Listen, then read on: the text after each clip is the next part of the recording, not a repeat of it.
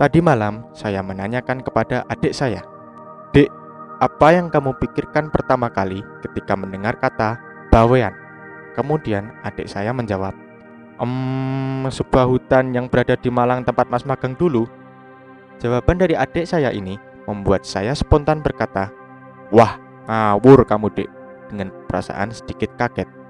Pertanyaan yang sama saya tanyakan kepada ayah saya, dan dia menjawab, "Bawean ki daerah Jawa Timur toh?"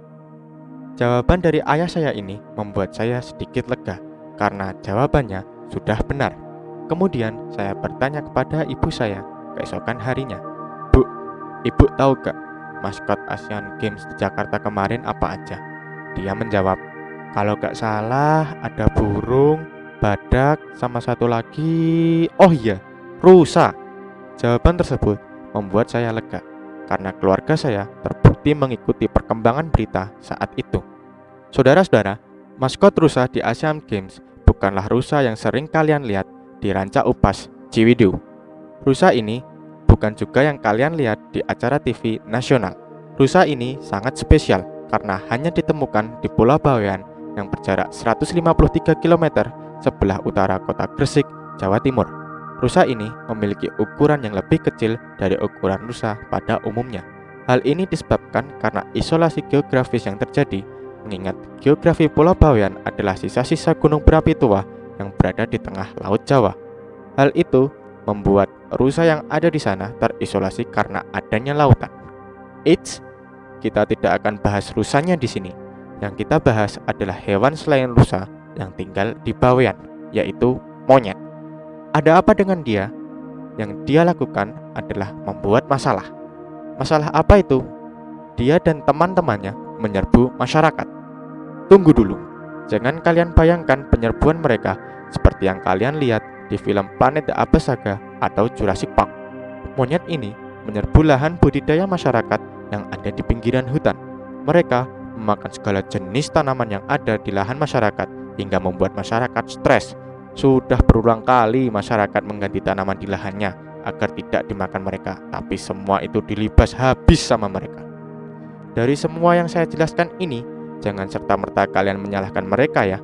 Mari kita bersama cari tahu apa penyebabnya dan apa solusi yang tepat, karena saya yakin selalu ada solusi di setiap permasalahan. Kita dengarkan dulu ya, dirungokno dhisik ya. Menurut Profesor Dr. Satyawan Pudyatmoko dalam pidato pengukuhan dirinya sebagai guru besar UGM di bidang ilmu pengelolaan satwa liar yang berjudul Merawat Hubungan Manusia Satwa Liar, menyampaikan bahwa dengan berkurangnya habitat, potensi konflik manusia dan satwa liar semakin meningkat. Untuk kasus ini, penyerbuan monyet ke lahan budidaya warga disebabkan karena hilangnya habitat atau tempat tinggal mereka akibat perubahan hutan menjadi lahan budidaya dan ketidakmampuan habitat dalam memenuhi kebutuhan makan mereka. Perlu diketahui, luas hutan di Bawean yang saat ini termasuk dalam cagar alam dan swaka marga satwa sekitar 4.556,6 hektar atau sekitar 23,20% dari luas total Pulau Bawean. Kemudian, menurut seorang profesor di bidang ilmu pengelolaan satwa liar, yaitu Profesor Juwantoko, mengatakan bahwa daya jelajah monyet per kelompok adalah 47 hektar di musim kemarau dan 89 hektar di musim penghujan. Jadi, bisa kebayang belum? Masih belum? Oke, kita lanjut. Dalam perkembangannya, monyet bertambah populasi dan hewan pemakan mereka yang dalam rantai makanan berperan sebagai predator alami mereka seperti harimau Jawa, macan kumbang, dan ular sanca sudah tidak ada lagi di sana. Hal tersebut membuat hutan yang ada semakin tidak mampu untuk memenuhi kebutuhan makan mereka. Gimana? Sampai sini masih belum paham? Oke, saya jelaskan apa yang terjadi dengan bahasa kiasan. Tujuannya agar mudah dipahami. Kalau kita paham masalahnya, kita bisa sederhanakan masalahnya. Dan kalau masalahnya bisa kita sederhanakan, maka kita dengan cepat menyelesaikan masalah tersebut dengan solusi-solusi. Masalah yang terjadi bisa diibaratkan dengan kehidupan pasangan suami istri yang tinggal di sebuah rumah yang besar dan halaman rumah yang luas. Mereka memakan makanan dari hasil olahan tanaman yang ada di lahan mereka. Lambat laun, mereka memiliki anak yang tiap tahunnya bertambah banyak. Mereka kemudian berpikir, Bagaimana caranya agar mampu memenuhi kebutuhan mereka, padahal halaman rumahnya semakin sempit karena perluasan rumahnya untuk kamar anak-anaknya. Akhirnya, mereka mendapatkan ide. Apa itu? Mereka mengambil tanaman yang ada di halaman tetangga mereka. Tetangga mereka semakin hari semakin curiga hingga akhirnya tahu kalau yang membuat tanaman di halamannya hilang adalah pasangan suami istri yang tinggal di sebelahnya. Kemudian, tetangga mereka berencana menyergap pasangan tadi ketika sedang beraksi kembali. Dan benar saja, saat pasangan tersebut beraksi lagi, si pemilik halaman yang tahu langsung berteriak, "Serang mereka anak-anak!" Kemudian terjadi pertarungan di halaman tersebut yang membuat pasangan suami istri itu ditangkap dan dibawa ke kepolisian. Kira-kira begitu penggambaran masalah yang terjadi menurut versi saya. Gimana? Sudah jelas? Apa? Kelamaan? Oke, setelah ini saya kasih solusinya, tapi dengan satu syarat. Apa itu? Cukup satu kata, yaitu sabar. Ini adalah masalah yang rumit, jadi saya perlu menyederhanakannya agar bisa dipahami. Oke, bisa kan lanjut? Oke, kita lanjut. Kemudian, anak tertua di keluarga itu menjadi pemimpin di rumahnya. Dia bermusyawarah dengan adik-adiknya, sampai akhirnya terciptalah solusi baru yang lebih baik dari orang tuanya. Apa itu? Mereka buat rumah mereka menjadi tingkat 3 dengan menyediakan ruang terbuka kosong. Kemudian, ruang itu diisi oleh pot yang bisa ditanam tanaman yang biasa mereka gunakan sebagai bahan baku makanannya. Pot tersebut tidak hanya ditaruh di ruang terbuka kosong itu saja, tapi di setiap sudut rumah yang terkena sinar matahari. Entah digantung di depan rumah, entah di atas atap rumah mereka, entah di tempat tidur mereka atau di toilet, terserah. Yang penting, saat pagi dan siang tempat tersebut terkena sinar matahari.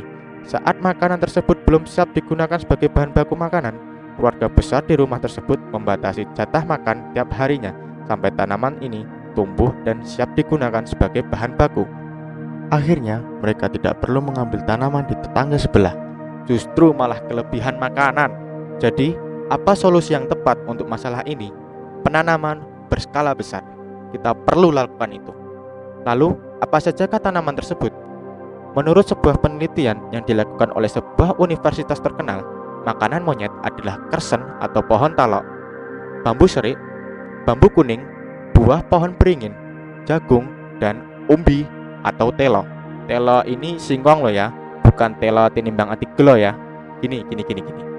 Hati boleh ambiar, tapi setiap kali kita ambiar, kita bangkit secepat mungkin untuk menatap masa depan dengan usaha yang lebih baik. Oke, kembali ke topik. Jadi, di mana kita melakukan penanaman tersebut?